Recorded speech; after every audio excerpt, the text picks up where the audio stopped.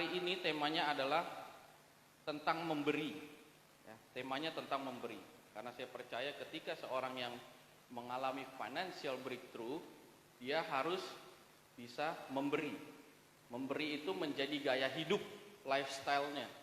Memberi itu bukan cuma sekedar karena kita punya, karena kita diberkati berlebihan, karena kita diberkati lebih sama Tuhan, makanya kita baru memberi.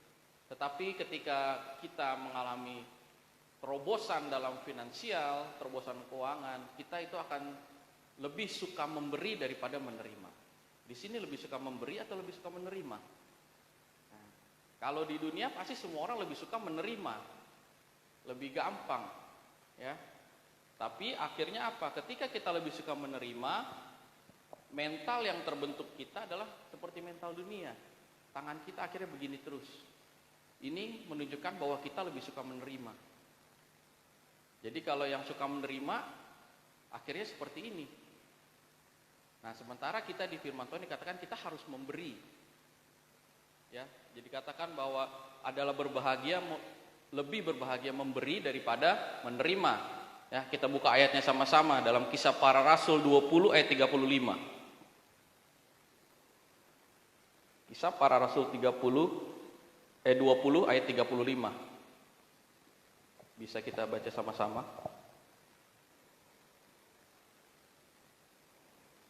Kisah Para Rasul 20 ayat 35. Ya. Kita baca sama-sama Kisah Para Rasul 20 ayat 35. Firman Tuhan berkata, "Dalam segala sesuatu telah kuberikan contoh kepada kamu, bahwa dengan bekerja demikian, kita harus membantu orang-orang yang lemah dan harus mengingat perkataan Tuhan Yesus, sebab ia sendiri telah mengatakan, adalah lebih berbahagia memberi daripada menerima." Jadi ini firman Tuhan sendiri yang katakan, Yesus sendiri yang katakan, lebih bahagia memberi daripada menerima. Kalau dunia katakan lebih enak menerima, ya, maunya menerima. Tetapi firman Tuhan katakan jelas, lebih berbahagia memberi daripada menerima. Dan ini adalah salah satu contoh, salah satu sikap kita. Kalau kita sudah merasakan financial breakthrough, kita akan cenderung punya sikap lebih memberi daripada menerima. Jadi sekarang kita koreksi diri kita. Kira-kira kita ini sudah lebih cenderung suka memberi atau kita lebih suka cenderung menerima? Memberi itu tidak selalu berbicara tentang materi doang. Memberi itu kita bicara dengan tentang sikap kita, perbuatan kita, ya.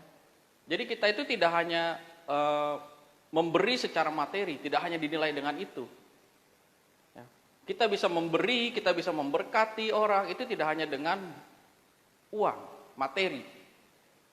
Cenderung orang berpikiran bahwa memberi atau memberkati, kalau orang dunia itu berpikiran tentang materi, segalanya tentang uang. Kita diberkati kalau kita diberikan banyak uang. Kita diberi kalau kita diberikan banyak uang. Sementara kalau kita memberi, itu dengan sikap kita, perbuatan kita, kita juga memberi, udah memberkati orang. Sebagai contoh, ketika kita datang ke gereja, kita memberikan senyum. Kita memberi senyum sapa kepada setiap jemaat. Sama jemaat kita memberi senyum sapa, kepada teman-teman gereja kita senyum sapa. Akan langsung dibalas dengan senyuman. Itu kita sudah memberikan senyum, berikan berkat, berikan kasih kepada orang itu. Jadi kita nggak cuma memberikan materi. Ya. Jadi kita bisa memberi dalam segala hal. Nah, hanya temanya kita ini financial breakthrough. Jadi kita harus memberi, itu dalam arti kita harus menjadi berkat. Ya. Menjadi berkat itu banyak, bisa kemana aja, bisa ke keluarga kita, ya anak-anak harus menjadi berkat buat orang tuanya juga. Ketika anak-anak sudah mulai bekerja, harus memberkati orang tua juga. Rumah, seisi rumahnya juga harus diberkati. Ya, rumah-rumah Tuhan harus diberkati, pekerjaan Tuhan diberkati, orang-orang yang membutuhkan, orang-orang yang lemah, pada firman Tuhan katakan, pada janda miskin, semua kita harus menjadi berkat bagi mereka. Maka ketika kita menabur, kita akan menuai. Apakah ketika kita menabur, prinsipnya kita akan menabur, kita pasti menuai. Ya, minggu lalu Kak Dewi udah bilang, ketika kita menabur, kita memberi, kita belum tentu langsung menuai di sini. Kita sedang memberi, kita sedang menabung di surga. Itu yang harus kita pikirkan. Jadi perkara-perkara dunia itu tidak menjadi batu sandungan kita. Kebanyakan dari orang sekarang itu memikirkan tentang kekayaan diri sendiri. Tentang materi kekayaan. Seperti di Alkitab pada kisah Lukas 12 ayat 16 sampai 21 itu berbicara tentang perumpamaan seorang yang kaya, seorang kaya yang bodoh. Jadi di situ dikatakan seorang kaya yang memiliki lahan berhektar-hektar. Dia memiliki lahan yang tanah yang banyak. Dia sampai bingung mau dibuat apa lagi ini tanahnya. Sampai akhirnya dia memperluas lagi tanahnya dan menyimpan kekayaan supaya untuk menyimpan kekayaannya. Dan mengatakan pada dirinya supaya dia lebih kepada jiwa itu dikatakan bahwa tenang, tinggal saatnya kamu bersenang-senang. Dan Tuhan katakan engkau bodoh. Kenapa? Karena dia memikirkan dirinya sendiri, karena dia bersandarkan kebahagiaan dia, kebahagiaan jiwanya, kesenangan jiwanya itu diukur dengan kekayaan. Diukur dengan apa yang dia punya. Maka Tuhan katakan dia bodoh. Apakah berarti kita nggak boleh kaya? Enggak. Bukan berarti kita nggak boleh jadi orang yang kaya. Tetapi bagaimana hidup kita tidak bersandar pada uang, tidak bersandar pada kekayaan kita, harta, jabatan, kekuasaan. Mau seberapa banyak pun harta kita di bumi, sandaran hidup kita tetap Tuhan. Standar hidup kita tetap satu nama, Tuhan Yesus. Itu menjadi sandaran pribadi kita. Kalau kita menyandarkan hidup kita pada uang, kita mau cari sampai kapanpun, materi kita sampai kita kejar terus menerus pun, kita akan terus merasa kekurangan. Terus kita cari, terus kita merasa kekurangan. Tetapi kalau kita menyandarkan hidup akan Tuhan, kita akan ada rasa syukur, rasa bahagia akan apa yang kita miliki. Jadi dari perumpamaan tadi kita belajar bahwa ketika kita diberkati, ya kita nggak boleh lupa kalau apa yang kita punya di bumi ini semuanya hanyalah titipan Tuhan. Semuanya karena kasih karunia Tuhan, bukan karena kuat gagahnya kita, bukan karena hebatnya kita dalam bekerja, tetapi semata-mata karena kasih karunia Tuhan yang membukakan apa yang telah kita kerjakan. Itu semua karena kebaikan Tuhan. Kita harus ingat itu. Jadi ketika kita memiliki harta, ketika kita diberkati, kita harus bisa memberi. Kita harus menjadi saluran berkat bagi orang lain. Ya. Bapak Dedi atau Mama Lucy setiap berbicara tentang memberi selalu menyanyikan lagu apa? Bapa terima kasih. Bapa terima kasih. Jadi ketika kita menerima, kita harus kasih juga. Kita harus menjadi berkat bagi sesama kita. Kita harus loving God, loving people, vertical dan horizontal. Kita mencintai Tuhan, mencintai sesama kita. Kita nggak hidup sendiri. Tetapi kita harus betul-betul menjadi berkat. Kita harus sadar itu. Apa yang kita punya di bumi ini sekarang ini semuanya hanya titipan. Semuanya hanya sementara dan nggak akan kita bawa sampai mati. Jadi bagaimana kita mau taat untuk memberi ketika kita memiliki apa yang bisa kita beri. Ya. Dalam perumpamaan lain dikatakan dalam Lukas 18 ayat 22 sampai 24. Ini perumpamaan Markus 18 itu perumpamaan tentang seorang anak muda yang kaya. Jadi dia bertanya kepada Tuhan Yesus, bagaimana caranya mendapatkan hidup yang kekal? Tuhan Yesus katakan, ya, jangan berzina, jangan mencuri, hormatilah ayah ibumu. Dan orang itu katakan, saya sudah melakukannya sejak muda. Lalu di ayat 22, mendengar hal itu Yesus katakan, masih tinggal satu hal lagi yang harus kau lakukan. Jualah segala yang kau miliki dan bagi-bagikanlah itu kepada orang yang miskin, maka engkau akan beroleh harta di sorga. Kemudian datanglah kemari dan ikutilah aku. Lanjut ayat 23, ketika orang itu mendengar perkataan itu, ia menjadi amat sedih sebab ia sangat kaya. Nah, 24, lalu Yesus memandang dia dan berkata, alangkah sukarnya orang yang beruang masuk ke dalam kerajaan Allah. Kalau kita membaca ayat kita sepotong-sepotong, maka akan muncul persepsi bahwa orang kaya sulit masuk surga. Orang yang beruang sulit masuk kerajaan Allah. Karena kita baca hanya satu ayat. Tetapi kalau kita mengerti tentang kisah perumpamaan ini, hal ini menceritakan bahwa semuanya hal kebaikan sudah dia lakukan.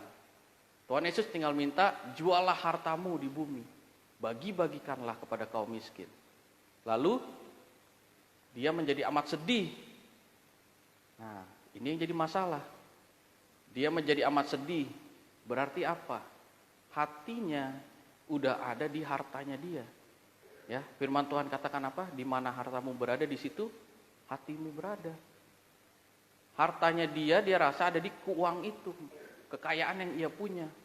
Makanya ketika dia suruh jual, hatinya langsung sedih. Nah, itu yang Tuhan Yesus bilang akhirnya orang beruang itu sulit masuk kerajaan Allah, karena hatinya udah bukan lagi untuk Tuhan. Hatinya itu untuk kekayaan materinya dia. Padahal Tuhan bilang untuk bagi-bagikan kepada kaum miskin. Nah, kita juga harus seperti itu. Harta kita ada di mana? Kalau harta kita ada di uang, hati kita pasti akan di uang. Kita harus punya prinsip dalam hidup kita, harta kita adalah Tuhan Yesus Kristus. Jadi hati kita itu terus tertuju pada Tuhan. Fokus kita itu terus tertuju pada Tuhan. Kita nggak cuma mengerti, tetapi kita juga betul-betul mampu melakukan kebenaran firman. Ya. Dalam 1 Timotius 6 ayat 10 dikatakan, karena akar segala kejahatan adalah cinta uang, sebab oleh memburu uanglah beberapa orang telah menyimpang dari iman dan menyiksa dirinya dengan berbagai-bagai duka. Jadi akar dari segala kejahatan adalah cinta uang. Uangnya salah? Enggak. Kak Dewi kan udah bilang juga, uangnya itu enggak salah. Yang salah itu ketika kita menaruh hati kita cinta akan uang, itu menjadi salah. Dan itu tidak dibenarkan. Ya. Jadi kita harus bisa untuk memberi. Memberi itu tidak bicara tentang kemampuan kita. Oh, tunggu kita banyak uang dulu baru kita memberi. Memberi itu tidak bicara tentang kita tunggu kaya dulu baru memberi. Memberi itu bicara tentang kemauan hati kita, ketulusan hati kita, ketaatan kita. Itu bicara tentang memberi. Jadi kita nggak tunggu dulu kita kaya dulu baru kita memberi. Tetapi kita juga tetap harus minta hikmat sama Tuhan. Jangan sampai kita untuk memberi kita juga jadi berhutang. Akhirnya kita juga bersalah juga. Kita harus punya hikmat juga dari Tuhan dalam memberi. Karena itu betul-betul kita harus bersandar sama Tuhan. Karena kasih karunia Tuhan kita bisa menjadi berkat. Bukan karena kekuatan kita. Amin. Jadi dalam hal memberi, ini saya bagi jadi dua topik, menjadi dua poin memberi. Bahagia memberi itu yang pertama tergantung dari sikap hati kita. Bagaimana sikap hati kita dalam memberi, itu akan menentukan kita bahagia atau enggak. Kalau kita mau bahagia dalam memberi, kita harus punya sikap hati yang benar. Nah, dalam ayatnya di dalam 2 Korintus 9 ayat 7 sampai 8. Kita bisa baca sama-sama. 2 Korintus 9 ayat 7 sampai 8.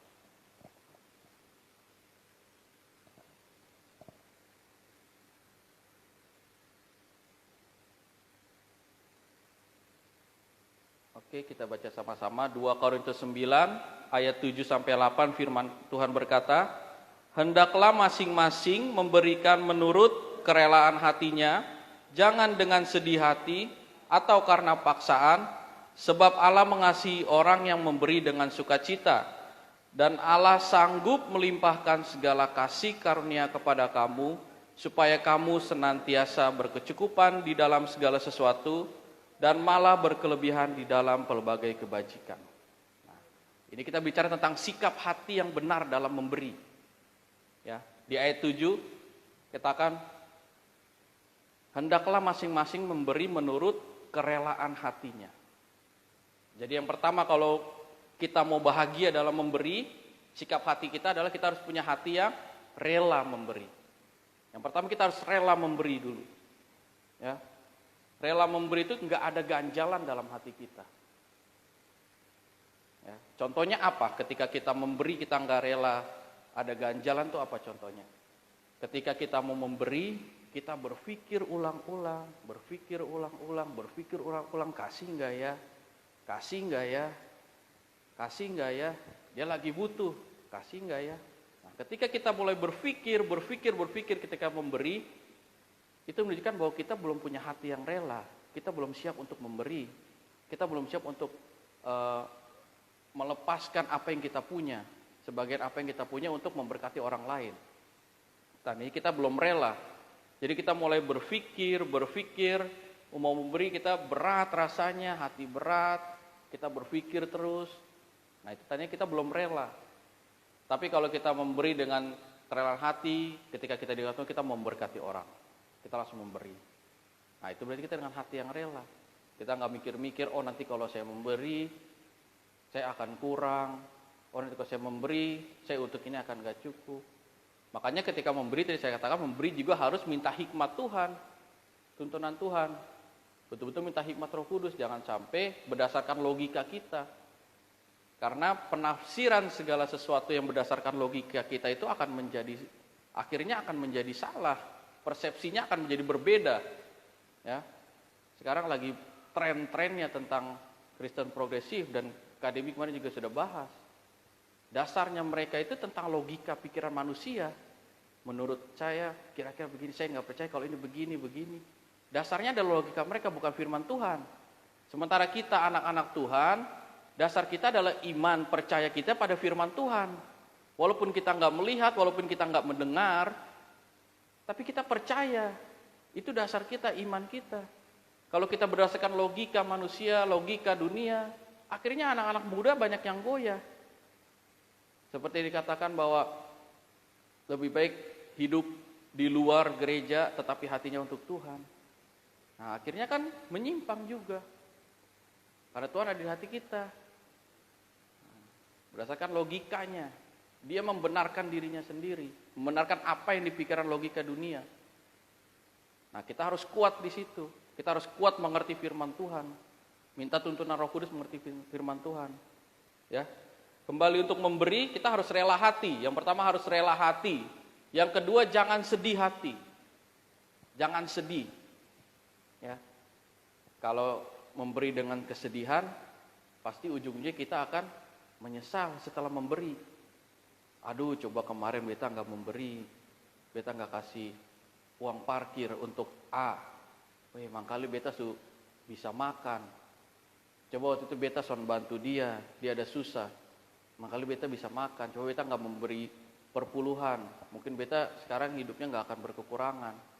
Akhirnya kita menyesal, sikap hati kita jadinya sedih, kita nggak punya sikap hati yang benar dalam memberi. Ya. Yang ketiga dengan paksaan, jadi kita dipaksa, akhirnya baru udahlah terpaksa memberi. Jadi akhirnya kita nggak bisa bahagia dalam memberi. Kita nggak bisa mengucap syukur dalam memberi. Sementara kalau kita memberi, ketika kita mengalami financial breakthrough, kita memberi itu kita punya hati yang bahagia. Kita punya hati yang lebih berbahagia daripada memberi daripada menerima. Jadi asal kita punya sikap hati yang benar. Dan dikatakan sebab Allah mengasihi orang yang memberi dengan sukacita. Sukacita itu wujud dari sifat sikap yang kita lakukan. Ketika kita memberi dengan rela, ketika kita memberi dengan tanpa sedih, dan kita memberi tanpa paksaan. Akhirnya kita akan menjadi sukacita. Kita memberi dengan sukacita. Kalau ada salah satu dari situ, udah pasti kita nggak akan memberi dengan sukacita. Pasti ada hal-hal yang mengganjal, pasti ada hal-hal yang membuat kita tidak puas begitu. Tapi dikatakan bahwa Allah mengasihi orang yang memberi dengan sukacita. Nah, ini sikap hati kita memberi yang benar. Jadi kita harus punya sikap hati ini. Kalau kita memiliki sikap ini, saya percaya bahwa kita akan memberi dengan sukacita, dengan rasa bahagia. Kita bisa menjadi berkat bagi banyak orang. Sebab banyak yang kita merasa hidup kita diberkati sampai saat ini. Nah, semuanya diberkati. Berarti udah tugas kita untuk memberkati. Aku diberkati untuk memberkati. Ya, kalau semua kata kita diberkati, berarti kita saatnya kita bergerak untuk jadi berkat bagi banyak orang, bagi sekeliling kita. Perumpamaan seorang janda yang memberikan 2 peser, Tuhan katakan apa? Dia memberikan lebih banyak daripada orang kaya itu. Kenapa? Karena dia dari harta yang dia punya hanya itu.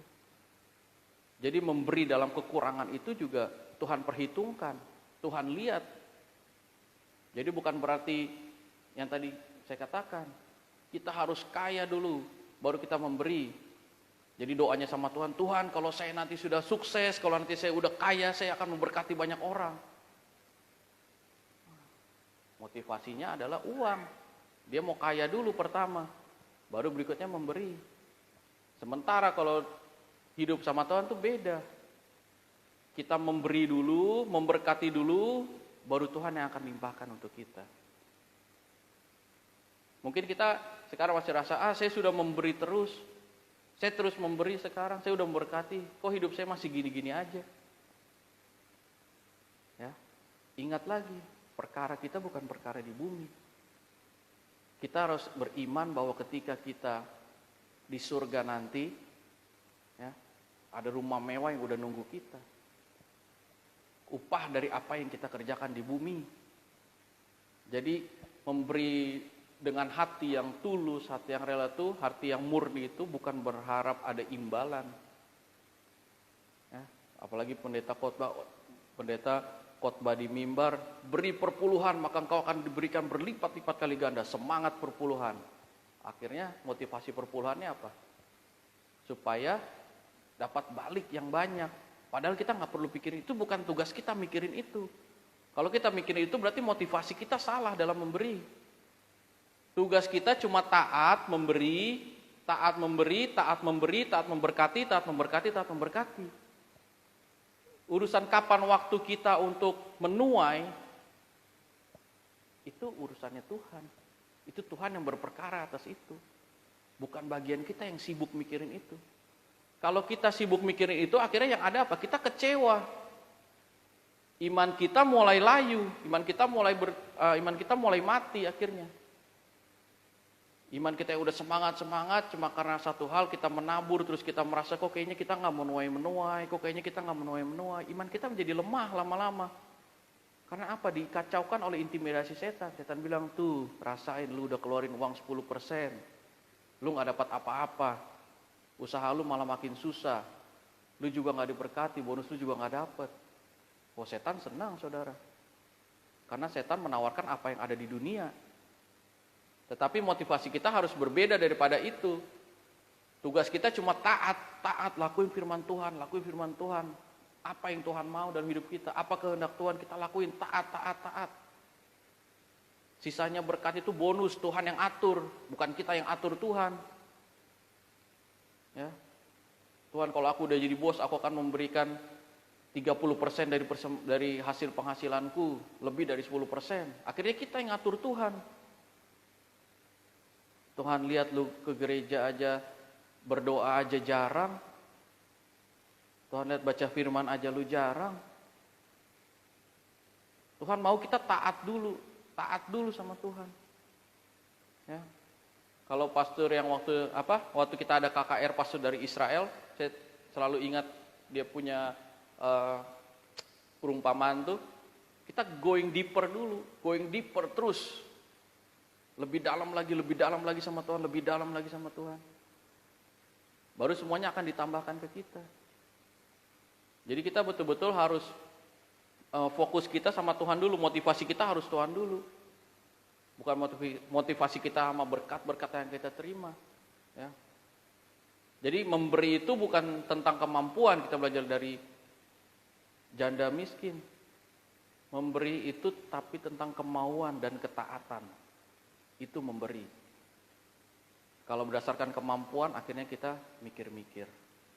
Tetapi kalau hati kita memberi karena kita taat, mau tulus untuk memberi, Tuhan akan lihat itu.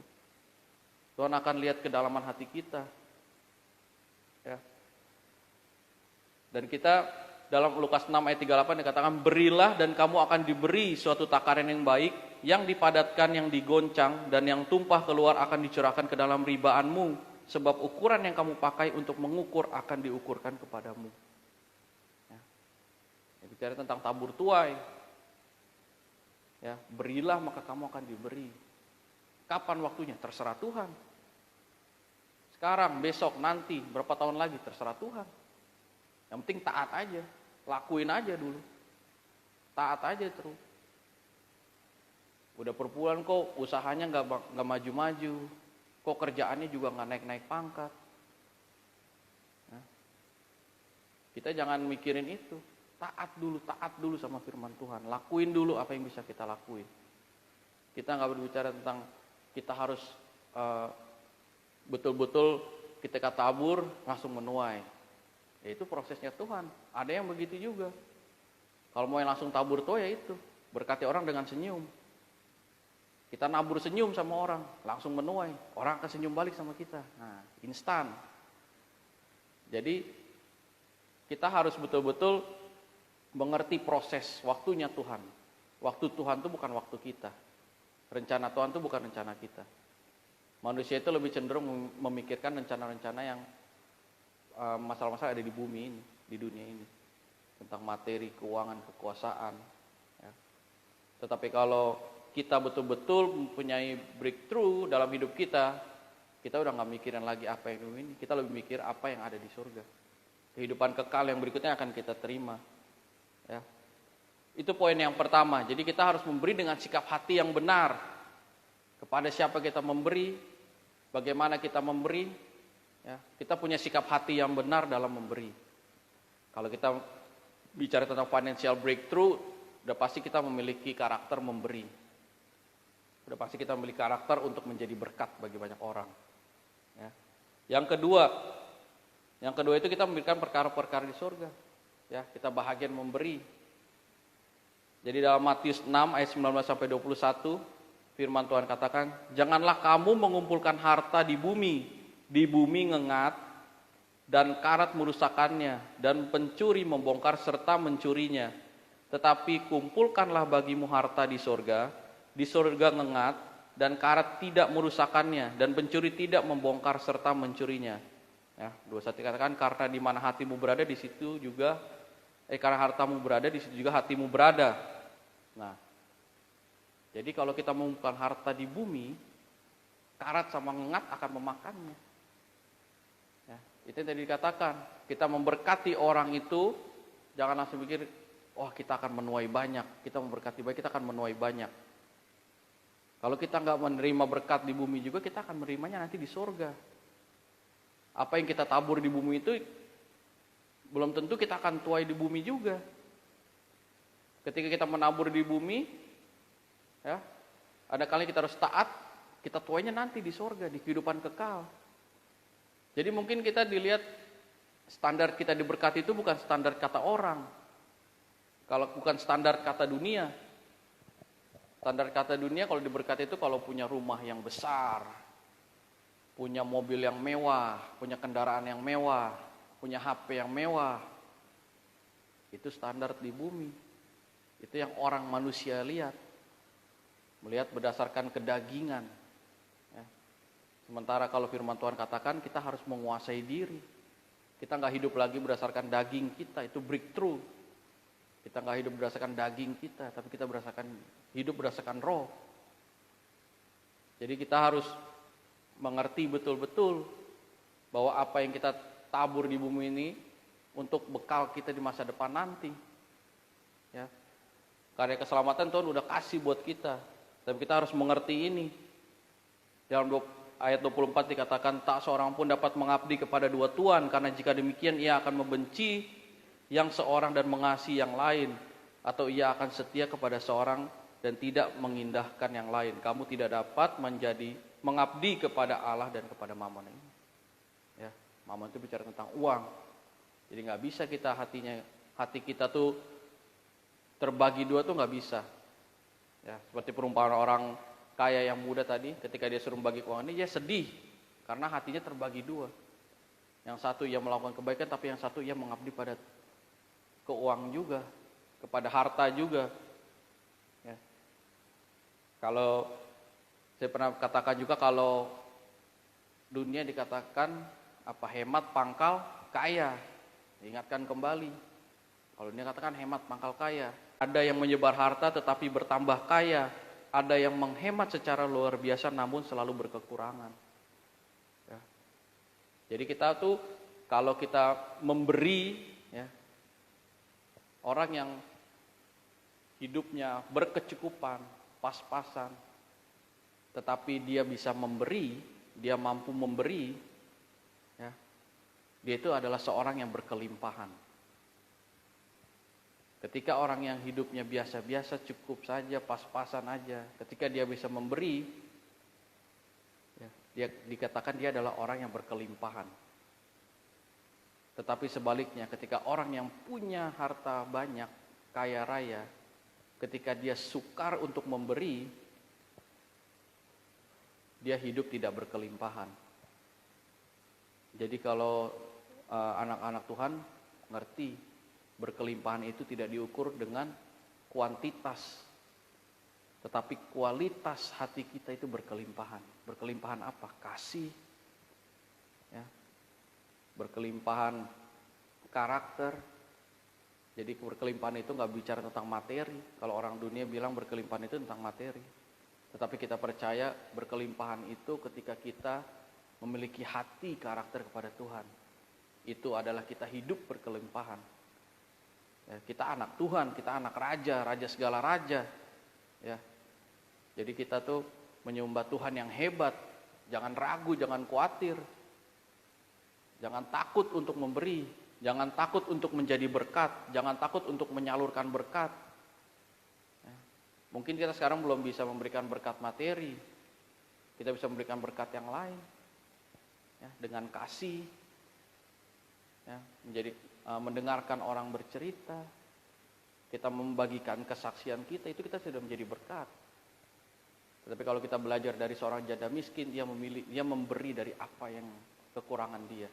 Bukan karena dia punya banyak dia akhirnya memberi, tapi dia memberi dari kekurangan dia, dan Tuhan lihat itu. Bahkan Tuhan bilang ia memberi lebih banyak dari yang orang kaya itu beri. Itu jauh lebih berharga di mata Tuhan. Karena apa? Tuhan lihat hati kita, ketaatan kita, kemauan kita dalam memberi. Ya. Harta nggak akan kita bawa sampai mati. Harta itu nggak akan kita bawa sampai mati. Tetapi upah dari apa yang kita tabur, upah dari kita memberi dengan ketulusan hati, upah kita memberi dengan sikap hati yang benar, itu yang akan kita bawa nanti menghadap Tuhan. Kalau harta itu kita nggak bawa.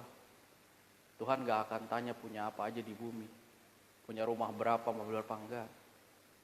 Harta itu nggak akan pernah kita bawa sampai mati. Tetapi upah dari hasil memberi, upah memberi dengan hati yang benar, dengan hati yang tulus, dengan ketaatan, itu yang akan kita bawa sampai Tuhan nanti. Itu yang akan kita pertanggungjawabkan sampai Tuhan nanti. Jadi memberi bukan untuk kita menjadi kaya, tetapi memberi untuk menunjukkan bahwa diri kita ini bisa menjadi kesaksian bagi banyak orang. Hidup kita itu bisa menjadi berkat bagi banyak orang. Bukan tentang nama kita, bukan tentang diri kita, ya. Tetapi supaya orang lain lihat dengan keadaan kita, tangan Tuhan itu terus beserta kita. Tangan Tuhan terus menyertai kita. Orang lain dapat melihat hal itu, kita menjadi berkat bagi orang lain. Ya. Demikian firman Tuhan. Kiranya firman Tuhan dapat memberkati kita.